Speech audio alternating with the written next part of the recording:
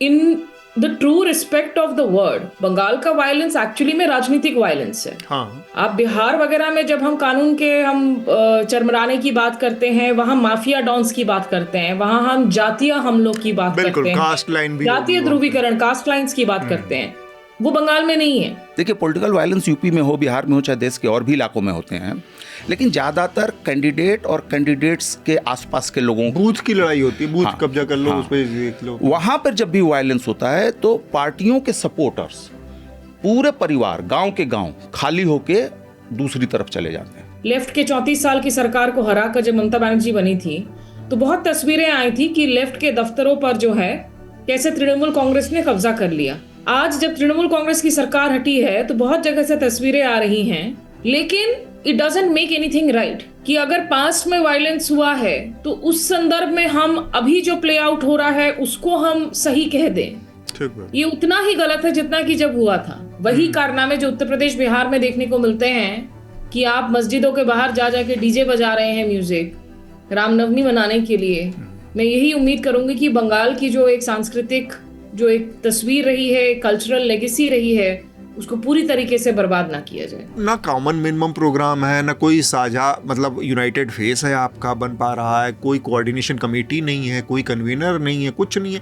ऐसे अलायंस के से आप क्या उम्मीद कर सकते हैं, मतलब उसका फ्यूचर क्या होगा? अभी जो चुनाव साइकिल पूरा हुआ, इसके बाद शशि थरूर ने एक आर्टिकल लिख दिया लेफ्ट को कि लेफ्ट को लिंग्विस्टिकली, हाँ, हमें देखा, मैंने कहा नई वोकेबलरी खोजनी है, अपनी पार्टी कुछ न खोज पा रही है। तुम्हारे सबसे बड़े बड़े लीडर कांग्रेस के जिस स्टेट से आए वहां तो तुम्हारी एक सीट मिल रही है। मतलब ऐसे होगी पॉलिटिक्स, बताइए। नमस्कार, मैं हूं अतुल चौरसिया। आपका खर्चा आपकी चर्चा, हफ्ता दर हफ्ता हम एक बार फिर से लेकर आए हैं न्यूज़ लॉन्ड्री का हिंदी पॉडकास्ट एनएल चर्चा। इस चर्चा में हमारे साथ मेहमानों का एक खास पैनल होगा और साथ में कुछ ऐसे विषय जो इस हफ्ते लगातार सुर्खियों में रहे और इस हफ्ते उन्होंने चर्चा बटोरी। सबसे बड़ी खबर तो 5 राज्यों के जो विधानसभा चुनाव के नतीजे आए हैं वहीं से है, बंगाल, तमिलनाडु, केरल, पुदुचेरी, असम। तो इन नतीजों में खासकर 2 राज्यों से कुछ ऐसी चीज़ें डेवलप हो रही हैं जिन पर हम बातचीत करेंगे। हमारे साथ जो मेहमान हैं उनसे मैं आपका परिचय कराऊं। स्टूडियो में हमारे साथ हमारे मित्र प्रकाश केरे हैं। बहुत बहुत स्वागत प्रकाश आपका। धन्यवाद। और साथ में विकास, हमारे सहयोगी। विकास, आपका भी बहुत बहुत स्वागत जी। और ऑनलाइन हमसे जुड़ रही हैं स्मिता शर्मा। स्मिता को आप लोग लगातार चर्चा में सुनते रहे हैं, बहुत बहुत स्वागत है स्मिता चर्चा में। Thank you, thanks everyone. तो अब हम चर्चा को शुरू करते हैं और हमारी चर्चा का जो पहला विषय है वो है पश्चिम बंगाल के चुनाव के जो नतीजे आए हैं। हमने इस पर काफ़ी विस्तार से बातचीत की है। बस थोड़ा सा अपडेट के लिए अगर मैं दे दूँ, आप जानकारी देना चाहूँ तो जो नतीजे आए हैं उसमें टीएमसी को, यानी ममता बनर्जी की पार्टी को बड़ी हार का सामना करना पड़ा है। भारतीय जनता पार्टी को बहुत बड़ी सफलता मिली है और कई मामलों में यह एक ऐतिहासिक सफलता है क्योंकि भारतीय जनता पार्टी पहली बार पश्चिम बंगाल में सरकार बना रही है और 207 सीटें उन्होंने जीती हैं। 80 के आसपास सीटें टीएमसी को मिली हैं। तो एक बहुत बड़ी उनके हिस्से में हार आई है। और इसके बाद का जो घटनाक्रम है, हम उसमें 2 पहलू हैं और दोनों नज़रियों से हम बात करना चाहेंगे। एक है इसका जो वायलेंस वाला पक्ष है, हिंसा का जो पक्ष है, और दूसरा है ममता बनर्जी ने जिस तरह से इस्तीफ़ा देने से इनकार किया और कहा कि वो इस्तीफ़ा नहीं देंगी। इस तरह का एक अनप्रेसिडेंटेड स्थिति हुई और एक कॉन्स्टिट्यूशनल क्राइसिस की स्थिति भी थी। हालांकि इसके रेमेडीज़ उपलब्ध हैं। एक बड़ी सिंपल सी व्याख्या हम देखने को पाते हैं कि लेफ़्ट का जो कार्डर था, पहले लेफ़्ट यही सब करता था तो लेफ़्ट के लिए वो काम करता था। फिर जब टीएमसी थोड़ा सा मजबूत होती, यही कार्डर, वही गुंडा एलिमेंट, वही सारे लोग टीएमसी में चले गए। अब वही सारे लोग बीजेपी का हिस्सा बन गए। इसलिए वो हिंसा हमेशा वहाँ स्थायी रूप से बनी रहती है। बस पार्टियाँ बदल जाती हैं, चेहरे वही रहते हैं। प्रकाश, ये सिर्फ इतनी सी बात है या फिर उस राजनीति की या उस समाज की तासीर ऐसी है कि वो बहुत ज़्यादा रेबेल है किसी मामले में? ये बात तो है, रेबिलियन कैरेक्टर तो रहा है उस सोसाइटी का, और ये हम कब से देख रहे हैं। मतलब चाहे आप फ्रीडम मूवमेंट देख लें, और लेकिन आप देखें फ्रीडम मूवमेंट में जब कम्युनल राइट्स वगैरह में उस ज़माने के देखें आप, और फिर तेभागा मूवमेंट हुआ, तो ये सब तो चलिए जो भी एक एक उस समय के पॉलिटिकल माहौल का नतीजा था, रिजल्ट था। लेकिन तेभागा एक बड़ा फ्लैश पॉइंट बनता है। तब इवन फ्रीडम मूवमेंट में भी हम देखें तो जो सशस्त्र आंदोलन के बहुत सारे गुट थे, सब बंगाल से, अरे तमाम बाकी जगहों पे इतना सशस्त्र और हिंसात्मक का पक्ष लेके लड़ाई, मतलब और हर तरीके से, मतलब जो art, culture, renaissance, violence, revolutionary character, मतलब हर तरीके का आप वो देखेंगे, बहुत समृद्ध। और अभी हाल तक, कुछ 100 साल पहले तक बंगाल जो है देश के सबसे धनी प्रांत था इनफैक्ट। तो हर तरीके से वो उसके एस्पेक्ट्स हैं उस स्टेट के। लेकिन तेभागा मूवमेंट जो था वो ज़मीन की लड़ाई को, ज़मीन के लिए लड़ाई हुई कम्युनिस्ट पार्टी की लीडरशिप में, उस पे जो कुछ हुआ, वहाँ से पॉलिटिकल वायलेंस का वो शुरू होता है। लेकिन एक्चुअल वायलेंस जो सबसे बुरे फॉर्म में पैदा होता है वो 70s में पैदा होता है, जब हम 72 के चुनाव में देखते हैं कि कांग्रेस ने जिस तरीके से किया था। फिर जब लेफ्ट फ्रंट गवर्नमेंट में जब लेफ्ट फ्रंट आया तो इसने फिर जो शुरू किया। और बंगाल में जो हम लोग ये कह रहे हैं ना कि ऑर्गेनाइजेशनल एस्पेक्ट्स हैं, अगर मुस्लिम लीग ऑर्गेनाइज हो रही है तो भी बढ़िया से ऑर्गेनाइज हो रही है, कांग्रेस ऑर्गेनाइज हो रही तो भी, कम्युनिस्ट ऑर्गेनाइज हो रहे हैं तो वैसे ही, या बाद में आदिवासियों के अंदर जो मोबिलाइजेशन हुआ माओइस्टों के रूप में, चाहे अदरवाइज झारखंड पार्टी वगैरह, तो वो मोबिलाइजेशन तो था। लेकिन CPIM लेड गवर्नमेंट आने के बाद एक जिसको पॉलिटिकल साइंटिस्ट कहते हैं कि पार्टी सोसाइटी, आमतौर पे यह था कि हम वोटर हैं या समर्थक हैं बस, हाँ। और जैसे बाकी जगहों में होता है, लेकिन वहाँ पर जीवन के हर पहलू में पार्टी घुसी और बहुत, और ये पंचायत हो, नॉर्मल चीज़ें हों, रिक्रिएशनल ग्रुप्स हों, पूजा समितियाँ हों, हर जगह। In the true respect of the word, Bengal का वायलेंस एक्चुअली में राजनीतिक वायलेंस है। हाँ। आप बिहार वगैरह में जब हम कानून के चरमराने की बात करते हैं, वहां माफिया डॉन्स की बात करते हैं, वहां हम जातीय हमलों की बात करते हैं, कास्ट लाइन भी, जातीय ध्रुवीकरण, कास्ट लाइन्स की बात करते हैं। वो बंगाल में नहीं है। बंगाल में जब बेसिक जो बातें रखी गई उसी को ऐड करते हुए कांग्रेस के एक पूरे शासनकाल के बाद में कांग्रेस ने जिस तरीके से वायलेंस को इस्तेमाल किया, the party became the state. वही चीज लेफ्ट फ्रंट ने किया जब वो सत्ता में आई 77 में, और वही चीज फिर वापस से, क्योंकि वो एक तो कार्डर लेवल पर भी शिफ्ट होने लगते हैं लोग, तृणमूल कांग्रेस में भी देखने को मिलता है। तो अगर आप राजनीतिक हिंसा के लहजे से अगर आप देखेंगे, NCRB में आमतौर पर डेटा कम ही आ पाती है, और अगर डेटा को आप कंपेयर भी करें तो एक्चुअली में केरला, बंगाल, झारखंड सबसे ज्यादा मैक्सिमम जो है राजनीतिक हिंसा देखने को मिलता है इन राज्यों में। नक्सलवाड़ी का मूवमेंट यहीं रहा, पेजेंट मूवमेंट यहीं रहा, तो आर्म्ड मूवमेंट्स, आर्म्ड रेजिस्टेंस का एक पूरा इतिहास रहा है।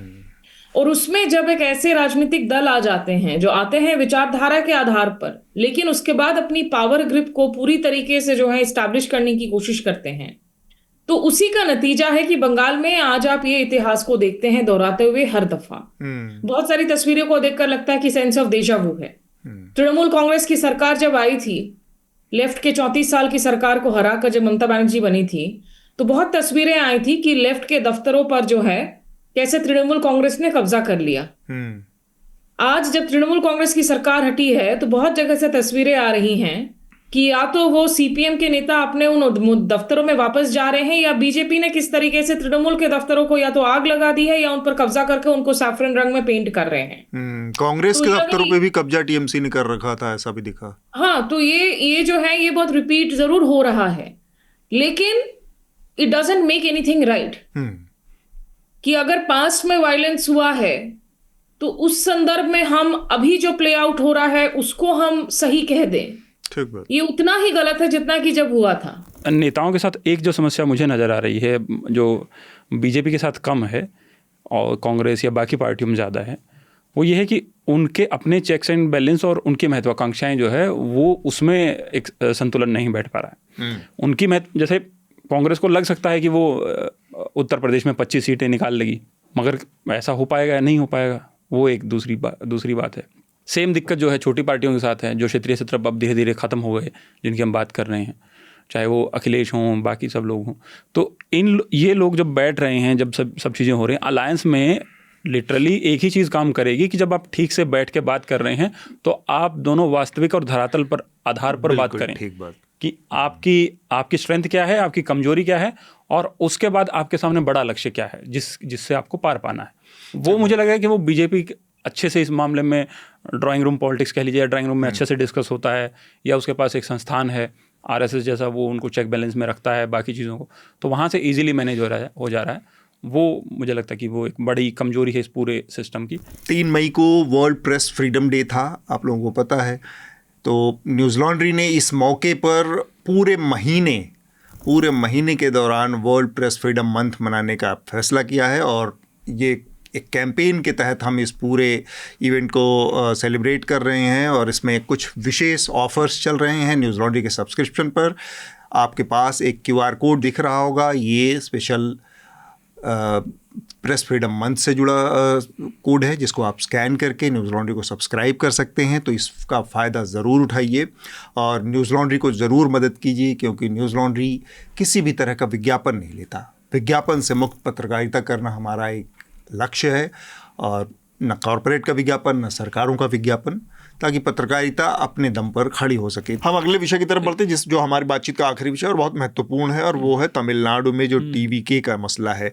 राज्यपाल वहाँ पर वो जैसे नहीं, गाँव में कुछ पुराने बुजुर्ग टाइप लोग होते हैं, वो उनको लगता है कि गाँव उनके सड़क सामने घर के से गुजर, उधर से कोई गुजर भी गया तो उनके पिताजी की कोई उस पर 2-1 बीघे पे कब्जा करके जा रहा है, तो तुरंत गली गरियाना लाठी पानी फेंकना टाइप, या रास्ते पर लाठी रख लिया, अगर रुक गए तो झगड़ा, और क्रॉस किए तो झगड़ा। तो वो उस तरह से बिहेव कर रहे हैं कि बपौती टाइप मामला है, जबकि मतलब साफ कॉन्स्टिट्यूशनल और वो है, ट्रेडिशन है, परंपरागत तरीके से फिक्स है। जो सबसे बड़ी पार्टी है चुनाव में जीत कर आई है, उसको बुलाना, उसको मौका देना। बहुमत हमेशा फ्लोर पर सिद्ध होता है, साबित होता है। ये बात राज्यपालों को पता नहीं कैसे किसने मतलब भुलवा दी है या खुद भुला दी है, और इतना उनका राजनीतिकरण हो गया है कि खुद ही चुनाव न लड़के और शासन करने का इनको भूत सवार हो गया। हर जगह पे ये चीज़ चल रही है। तो 2 बार जा चुके विजय दावा लेकर अपना, और राज्यपाल ने उनको वापस भेज दिया, ये कहते हुए पहले नंबर पूरा लेकर आइए। ये अपने आप में इस राज्यपाल को मतलब जो भी क्या राजेंद्र आर्लेकर हटाने के लिए, मतलब नैतिक रूप से वहाँ पर बने रहने के लिए पद पर कोई वो नहीं बनता। मैं इस पूरे मसले को भारतीय जनता पार्टी के ही नज़रिए उदाहरण से समझाना चाहता हूँ। 1996 में जब अटल बिहारी वाजपेयी की सरकार बनी थी और संयुक्त मोर्चा के यूनाइटेड फेस की वजह से वो सरकार 13 दिनों के अंदर गिर गई थी, क्योंकि कोई समर्थन देने को तैयार नहीं था। तब उस समय 13 दिन की सरकार में अटल बिहारी वाजपेयी, भारतीय जनता पार्टी सबसे बड़ी पार्टी थी। तब शंकर दयाल शर्मा राष्ट्रपति, बतौर राष्ट्रपति उन्होंने अटल बिहारी वाजपेयी को बुलाया, ये जानते हुए भी कि उनके पास सिर्फ 160-62 सांसद हैं और उनके पास नंबर नहीं है और कोई उनको समर्थन देने के लिए भी तैयार नहीं। फिर भी उन्होंने शपथ ग्रहण कराया। पहली ये वो वाली लोकसभा है जिसमें लालकृष्ण आडवाणी ने चुनाव नहीं लड़ा था, एक नैतिक पोजीशनिंग लेते हुए, क्योंकि उनका नाम जैन हवाला केस डायरी में आ गया था। तो दूसरे नंबर पर उसमें मुरली मनोहर जोशी ने शपथ ली थी बतौर गृह मंत्री। 13 दिन की ये सरकार थी, सरकार गिर गई 13 दिन बाद, लेकिन नंबर नहीं था, फ्लोर पे गए, साबित नहीं कर पाए, जाके इस्तीफा दे दिया। तो ये चीज़ याद रखनी चाहिए, इसलिए कि हमेशा से होता रहा है, इस तरह की स्थितियाँ आती रही हैं। लेकिन अब जो भारतीय जनता पार्टी और पीछे से राज्यपालों के जरिए ये सब कर रही है, ये कितना गंदा खेल है। ये तो बात सही है, आप जनादेश विजय के पक्ष में है इन अ वे। अगर कल को वो 108 जगहों पर अगर मान लीजिए वो उपचुनाव फोर्स कर देगा TVK, अगर हारने के बाद या असेंबली को डिसॉल्व करवा लेगा, तो तमाम दूसरी पार्टियों की सीटें घटेंगी। हो सकता है कांग्रेस के 4 अंक कल को 0 हो जाएं अगर आप DMK के साथ जा रहे हैं तो, क्योंकि उस समय पब्लिक, आप देखिए इनके साथ जो हुआ था, आम आदमी पार्टी के साथ हुआ था, उनको सीटें कम आई थी, उन्होंने सरकार से इस्तीफा दे दिया। दूसरी बार जब वो आए तो पूरी सारी सीट ही लेकर आ गए। तो मैं समझता हूं कि कांग्रेस ने, लेकिन मैं उम्मीद करता हूं कि कांग्रेस ने तमिलनाडु की राजनीति को देखते हुए, समझते हुए और लंबा फ्यूचर खेलने के लिए निर्णय लिया होगा। अगर ये बस थोड़े दिन के लिए है कि 2 मंत्री पद मिल जाएगा और 2 बोर्ड में अध्यक्षता मिल जाएगी, तो मैं समझता हूँ कि वो समझदारी नहीं है। लेकिन मुझे लगता है कि विजय को मौका मिलना चाहिए और दूसरी छोटी मोटी पार्टियां लेफ्ट वाले हैं, वो स्टालिन को जाके कह सकते हैं। मुफ्त में बस इतना ही। अगर आप पूरी चर्चा सुनना चाहते हैं तो न्यूज़ लॉन्ड्री को सब्सक्राइब कीजिए, और सबसे बेहतर तरीका यह है कि आप हमारे ऐप पर इस पॉडकास्ट को सुनें, और तमाम हमारे जो पॉडकास्ट हैं उसको हमारे ऐप पर सुनें। यह गूगल प्ले स्टोर और एप्पल स्टोर पर सब जगह उपलब्ध है। न्यूज़ लॉन्ड्री किसी भी तरह का विज्ञापन नहीं लेता, ना किसी राजनीतिक दल का, ना किसी सरकार का, ना किसी कॉरपोरेशन का। हम सिर्फ और सिर्फ कोशिश करते हैं कि पब्लिक इंटरेस्ट का जर्नलिज्म करें, पब्लिक जनहित की पत्रकारिता करें, और इसके लिए लोग इसमें इन्वेस्ट करें, लोग पत्रकारिता में निवेश करें। उसका तरीका है सब्सक्रिप्शन।